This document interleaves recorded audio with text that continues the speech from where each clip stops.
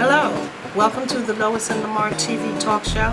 I am your host for the evening, Lois, and I have a special guest here with me this evening, Stephanie Ellison Lewis. Stephanie is a fashion designer, and she's going to share with us what it's like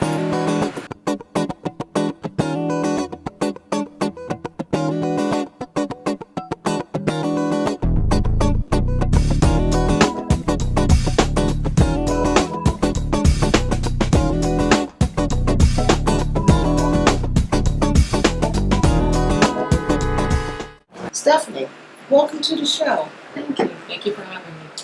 How long have you been a fashion designer?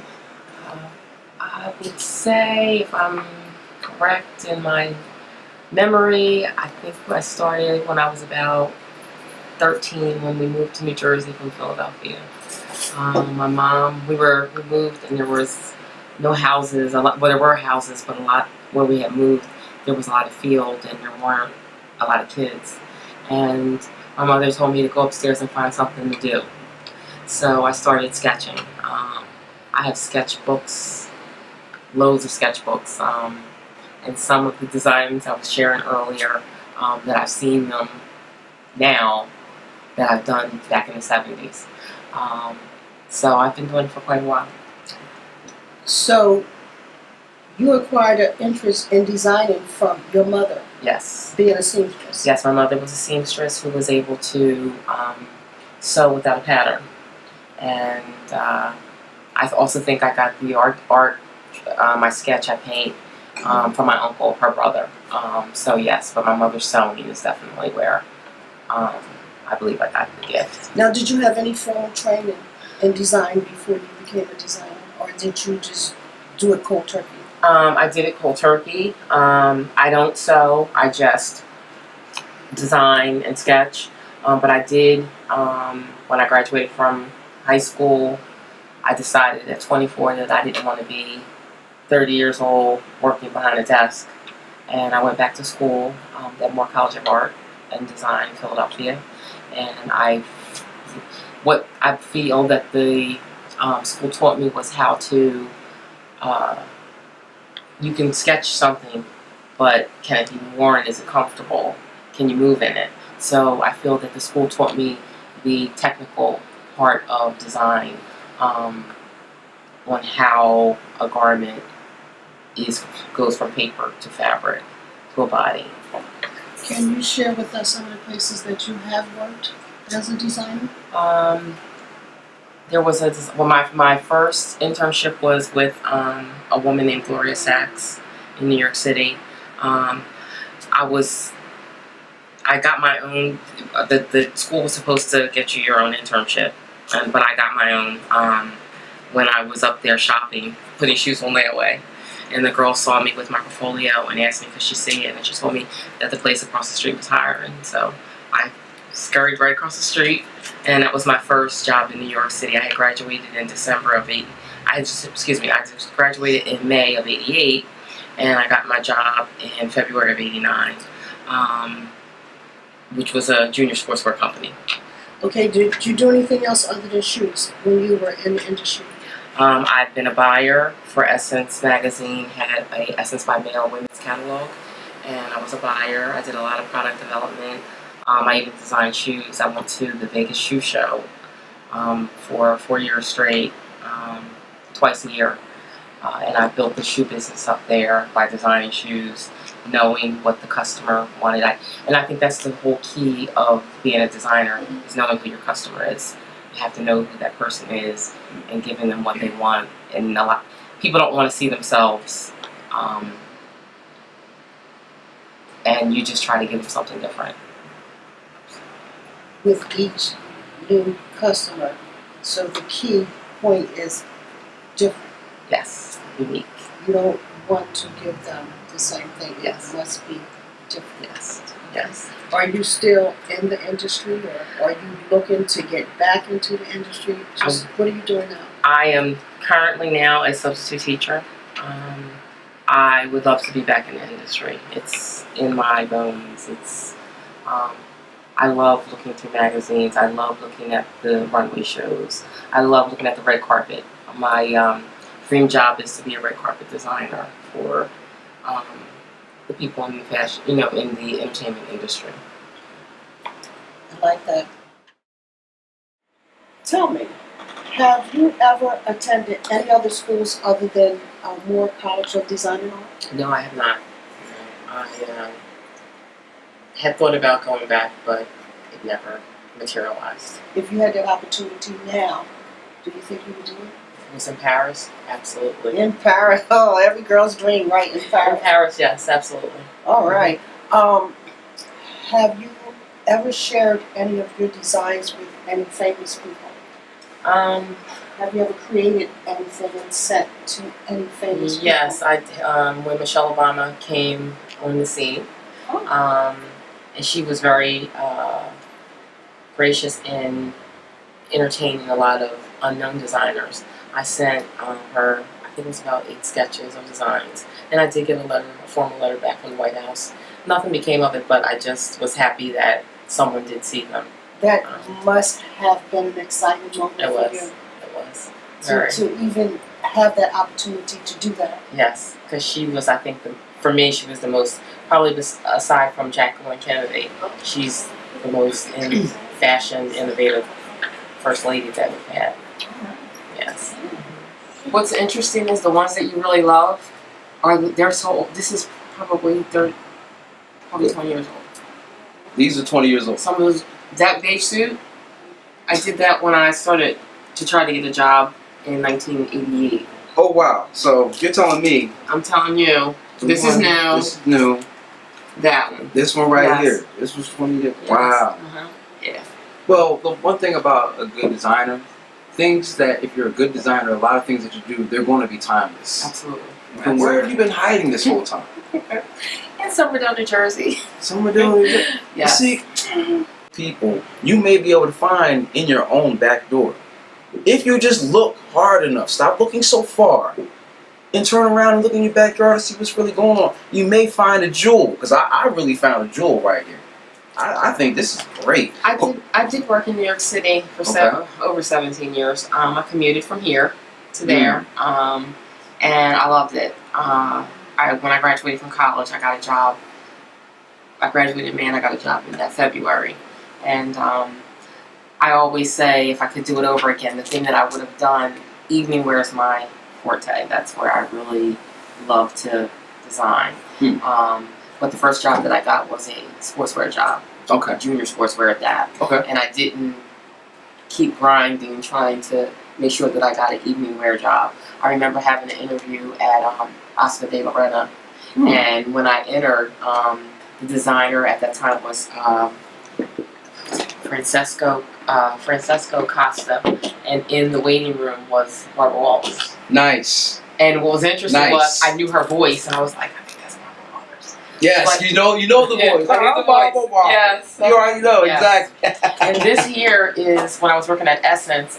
Susan Taylor, who was the editor at the time, had I asked. remember. Yes. The Essence by Male customer was the woman, the church. They called her the church woman. Who We wore all the- have one of those. Yes, the hat, the suit, The shoe- fan. the shoes, the handbag, and so she wanted to do a kind of a more luxurious, lounging look. Okay. So we had to present. My department had to present to her, so they got me to do. This was the board. It was a 20 by 30 board that I did of these sketches. We just couldn't do it because the Essence by Male customer was the average middle class. Okay. We believed she was a grandmom, Okay. possibly taking care of grandkids, Yes. and she wasn't going to spend the money that Susan Taylor had in her mind Yeah. of what it should have been. She didn't have the vision at the moment. Yeah, so that was something that I presented to her, which was also a plus that I was real excited about. Then I also have in here, at one time, Spiegel and Ebony Magazine had joined forces, and they had a women's clothing catalog Okay. called E-Style. And I had sent in some designs, and one of my designs was created and sold in the magazine. And that's it. That's in here. One. I don't know where it is. This is your Bible, Yeah, right? You have to show me where this is. This is actually I'm excited. there's 2 of them. This is one that I had done. This is what I sent in And well, this is my interpretation of what it should be. But again, I was saying earlier, you have to know who your customer is. And knowing who your customer is, it had to be a little less sexy. I mean, you also, in fashion and entertainment, everything is always exaggerated. Yeah. So Very strong J. yes, because you want to, it has to be attractive, get somebody's attention. So, but they ended up, because of cost and money and fabric, they changed it to be this, and I mean, it still looks nice. And then this was a second. I'll move this picture out. Sure. This was the one that was featured in the magazine. This was two also, each side. And that was what design I get. And as you see, they changed it a lot because of cost. Okay. There's not as much braid. I was very Yes, I jealous see. of the braid. Yes, right here, I see that. But they liked see the color and everything, and so this was something that, But it still kept the base form. Right. The one. Okay. This is another company that we dealt with. It's called Asro at the time. Okay. And they would fly me out twice a year. We did a lot of Afrocentric stuff with them, because again, for the church Yes. customer. And this was what we had done, and that's the board that I presented, and we made it.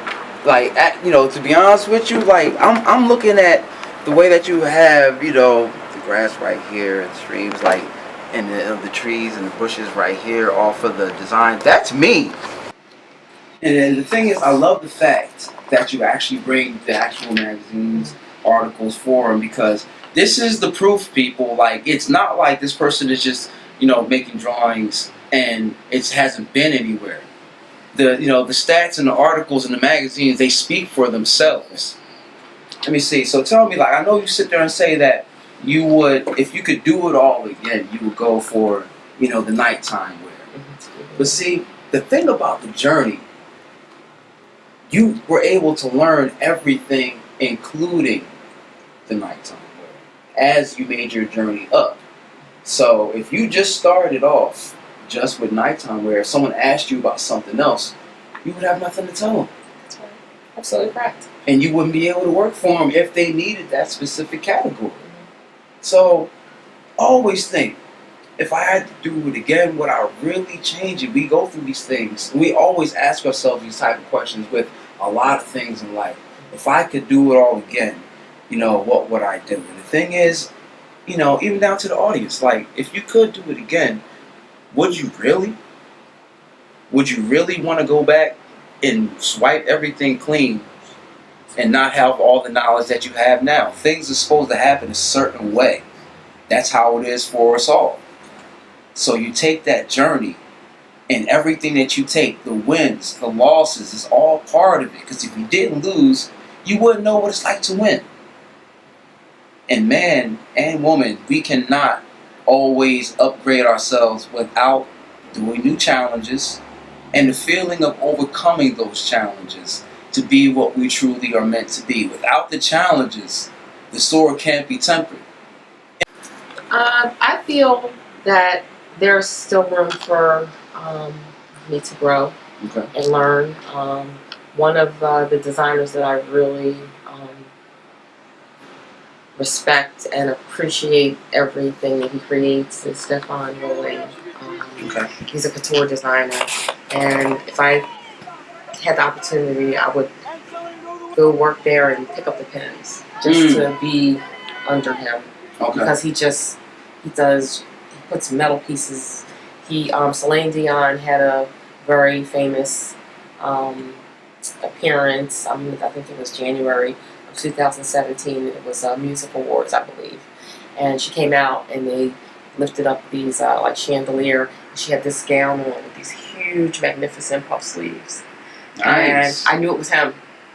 As soon as I saw the gown, I was like, I knew that's him. You had that magic touch, right? Exactly, and I knew it was him, and I was like, that's it. So I like designers, and I believe I'm that designer that when somebody sees that garment, they'll know that I did it. Don't believe, know.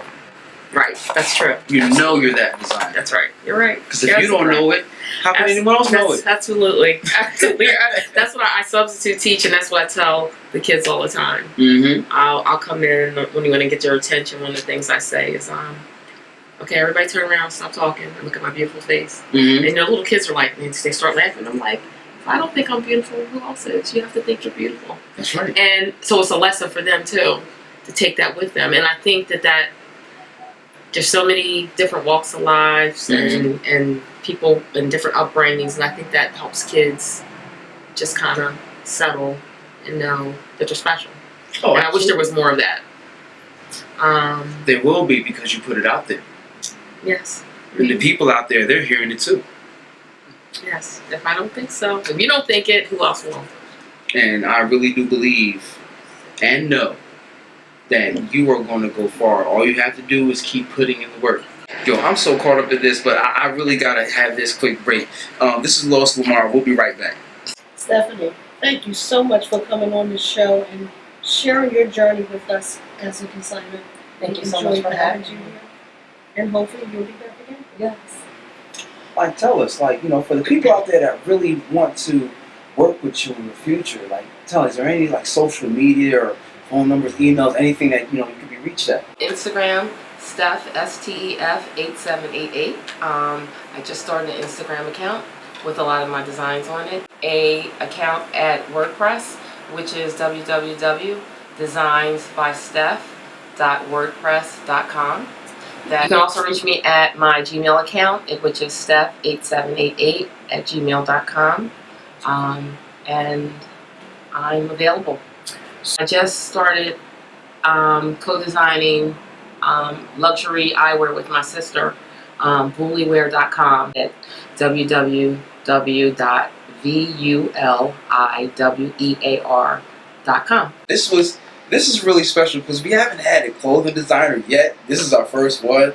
So I'm actually really excited about this because I love fashion and clothing design. So this is really cool, and I want to thank all of you for coming out to seeing us for Lois and Lamar for the Rising Stars. Let's give you a helping hand and we'll show you the plan. Thank you very much for seeing us, and we'll see you next time. Peace!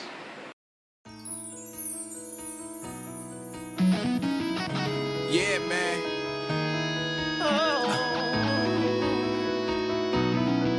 It's our time, man. Time to shine. Yeah.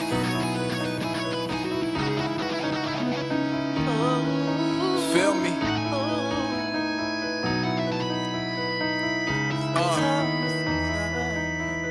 Yeah.